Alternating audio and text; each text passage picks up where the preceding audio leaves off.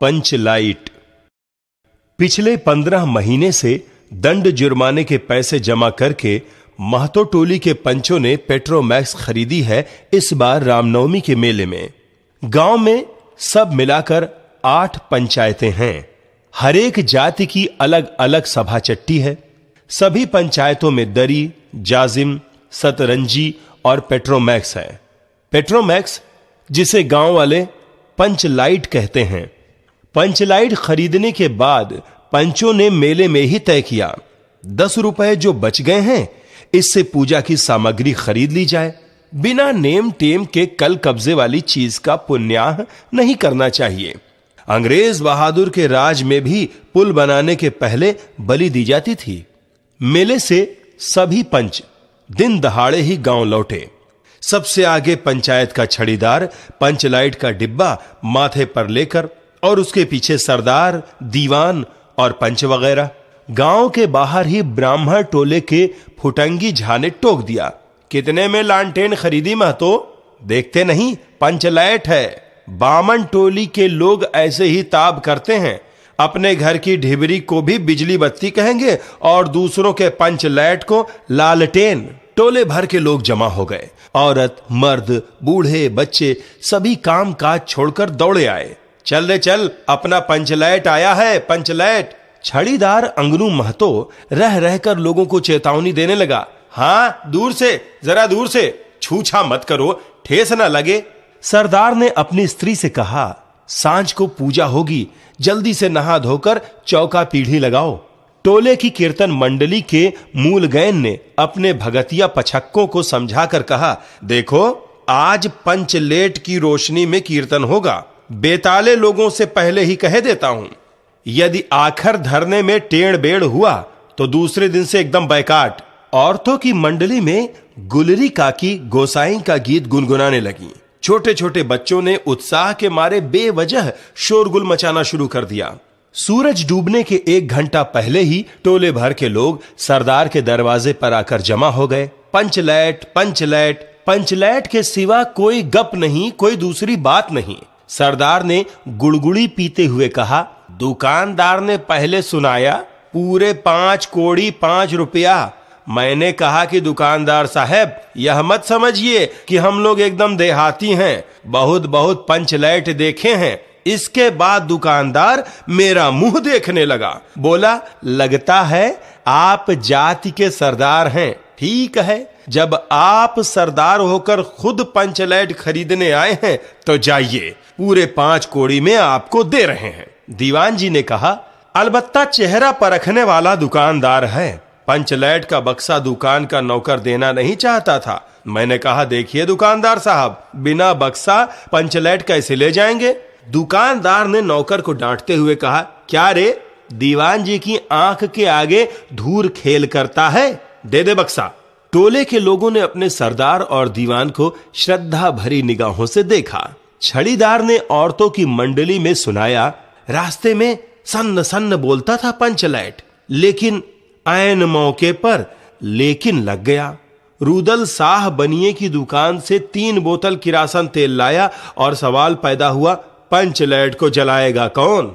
यह बात पहले किसी के दिमाग में नहीं आई थी। पंचलैट खरीदने के पहले किसी ने न सोचा, खरीदने के बाद भी। अब पूजा की सामग्री चौके पर सजी हुई है। कीर्तनिया लोग ढोल करताल खोलकर बैठे हैं और पंचलैट पड़ा हुआ है। गांव वालों ने आज तक कोई ऐसी चीज नहीं खरीदी जिसमें जलाने बुझाने का झंझट हो। कहावत है, भाई रे गाय लूं तो दूहे कौन? लो मजा। अब इस कल कब्जे वाली चीज को कौन बाले? यह बात नहीं कि गांव भर में कोई पंचलैट बालने वाला नहीं। हर एक पंचायत में पंचलैट है, उसके जलाने वाले जानकार हैं।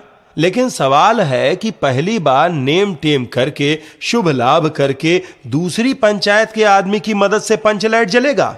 इससे तो अच्छा है कि पंचलैट पड़ा रहे, जिंदगी भर का ताना कौन सहे?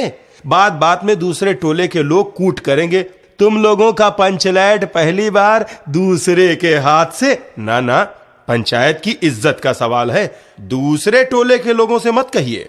चारों ओर उदासी छा गई, अंधेरा बढ़ने लगा। किसी ने अपने घर में आज ढिबरी भी नहीं जलाई थी। आज पंचलैट के सामने ढिबरी कौन बालता है? सब किए कराए पर पानी फेर रहा था।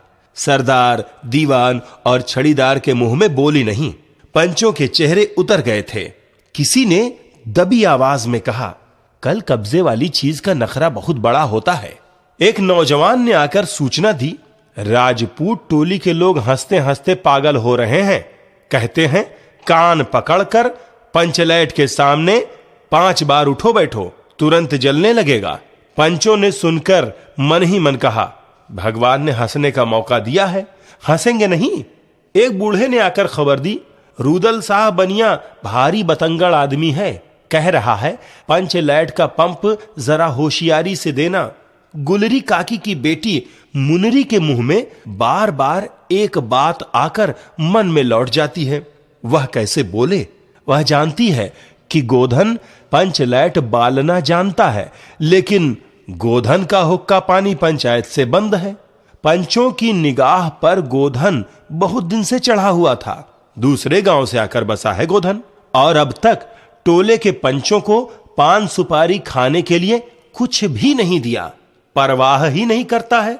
बस पंचों को मौका मिला, 10 रुपया जुर्माना न देने पर हुक्का पानी बंद। आज तक गोधन पंचायत से बाहर है, उससे कैसे कहा जाए? मुनरी उसका नाम कैसे ले? और उधर जाति का पानी उतर रहा है। मुनरी ने चालाकी से अपनी सहेली कनेली के कान में बात डाल दी। कनेली, चिंगो चिद चिन। कनेली मुस्कुरा कर रह गई, गोधन तो बंद है। मुनरी बोली, तू कह तो सरदार से गोधन जानता है पंचलैट जलाना। कनेली बोली, कौन? गोधना जानता है बालना, लेकिन सरदार ने दीवान को देखा और दीवान ने पंचों की ओर, पंचों ने एक मत होकर हुक्का पानी बंद किया है। सलीमा का गीत गा गाकर आंख का इशारा मारने वाले गोधन से गांव भर के लोग नाराज थे। सरदार ने कहा, जाति की बंदिश क्या, जबकि जाति की इज्जत ही पानी में बही जा रही है। क्यों जी दीवान? दीवान ने कहा, ठीक है। पंचों ने भी एक स्वर में कहा, ठीक है, गोधन को खोल दिया जाए। सरदार ने छड़ीदार को भेजा। छड़ीदार वापस आकर बोला, गोधन आने को राजी नहीं हो रहा है। कहता है पंचों की क्या प्रतीत है, कोई कल कब्जा बिगड़ गया तो मुझे दंड जुर्माना भरना पड़ेगा। छड़ीदार ने रोनी सूरत बनाकर कहा, किसी तरह गोधन को राजी करवाइए, नहीं तो कल से गांव में मुंह दिखाना मुश्किल हो जाएगा। गुलरी काकी बोली, जरा मैं देखूं कह के। गुलरी काकी उठकर गोधन के झोपड़े की ओर गईं और गोधन को मना लाईं। सभी के चेहरे पर नई आशा की रोशनी चमकी। गोधन चुपचाप पंचलैट में तेल भरने लगा। सरदार की स्त्री ने पूजा की सामग्री के पास चक्कर काटती हुई बिल्ली को भगाया। कीर्तन मंडली का मूलगैन मूर्छल के बालों को संवारने लगा। गोधन ने पूछा, स्पिरिट कहां है? बिना स्पिरिट के कैसे जलेगा? लो मजा। अब यह दूसरा बखेड़ा खड़ा हुआ। सभी ने मन ही मन सरदार, दीवान और पंचों की बुद्धि पर अविश्वास प्रकट किया। बिना बूझे समझे काम करते हैं ये लोग। उपस्थित जन समूह में फिर मायूसी छा गई। लेकिन गोधन बड़ा होशियार लड़का है, बिना स्पिरिट के ही पंचलैट जलाएगा। थोड़ा गरी का तेल ला दो। मुनरी दौड़ कर गई और एक मलसी गरी का तेल ले आई। गोधन पंचलैट में पंप देने लगा। पंचलैट की रेशमी थैली में धीरे धीरे रोशनी आने लगी। गोधन कभी मुंह से फूंकता, कभी पंचलैट की चाबी घुमाता। थोड़ी देर के बाद पंचलैट से सनसनाहट की आवाज निकलने लगी और रोशनी बढ़ती गई। लोगों के दिल का मैल दूर हो गया। गोधन बड़ा काबिल लड़का है। अंत में पंचलाइट की रोशनी से सारी टोली जगमगा उठी तो कीर्तनिया लोगों ने एक स्वर में महावीर स्वामी की जय ध्वनि के साथ कीर्तन शुरू कर दिया। पंचलैट की रोशनी में सभी के मुस्कुराते हुए चेहरे स्पष्ट हो गए। गोधन ने सबका दिल जीत लिया। सरदार ने गोधन को बहुत प्यार से बुलाकर कहा, तुमने जाति की इज्जत रखी है, तुम्हारा 7 खून माफ। खूब गाओ सलीमा का गाना। गुलरी काकी बोली, आज रात मेरे घर में खाना गोधन। कीर्तनिया लोगों ने एक कीर्तन समाप्त कर जय ध्वनि की, हो जय हो। पंच लाइट के प्रकाश में पेड़ पौधों का पत्ता पत्ता पुलकित हो रहा था। फणीश्वर नाथ रेणु।